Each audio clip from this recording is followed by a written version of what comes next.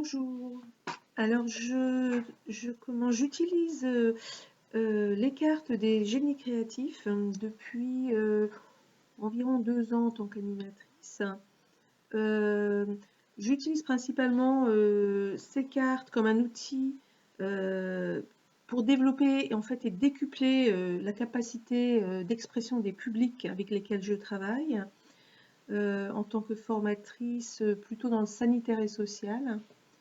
Alors, je vais vous donner comme exemple, lorsque je travaille sur la thématique du travail d'équipe, j'aime utiliser ces cartes parce que je les trouve très efficaces.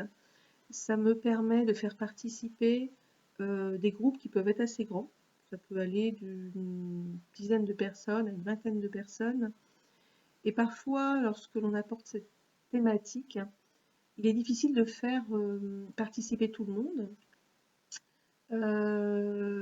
C'est toujours les mêmes personnes qui fournissent en fait des exemples et euh, qui vraiment participent de façon active.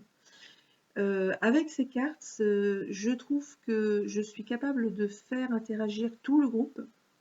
Donc je peux les faire travailler en sous-groupe ou avec le groupe en entier.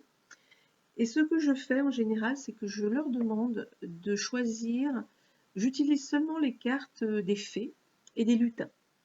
Et je demande aux participants, alors où ils choisissent une carte, où les cartes sont visibles, et je vais leur demander de choisir une carte et de choisir un personnage qu'ils aimeraient avoir dans leur équipe de travail.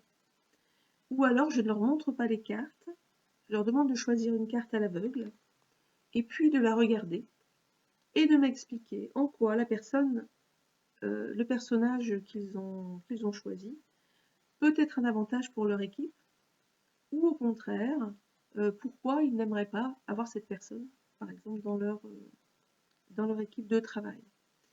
Donc ça les fait réfléchir vraiment euh, euh, euh, sur les capacités de chacun dans une équipe, c'est-à-dire une équipe, ça fonctionne avec différentes compétences. Tout le monde n'a pas les mêmes compétences, mais toutes les compétences peuvent être un atout pour l'équipe. Donc ces cartes sont vraiment parfaites pour cela, parce que les personnages sont quand même assez marqués. Par exemple, si je prends un lutin, par exemple, si je prends le lutin de la détente, que l'on appelle « Y a pas le feu au lac », voilà.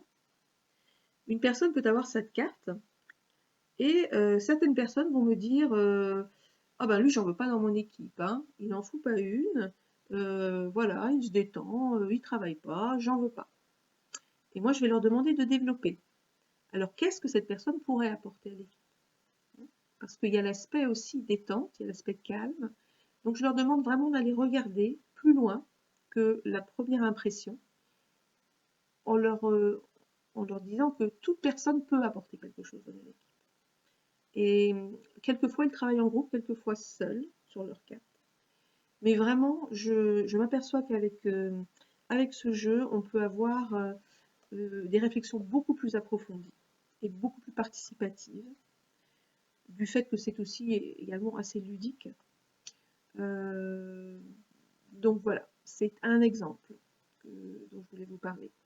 Et je les trouve vraiment efficaces pour ce travail spécifique, en tous les cas.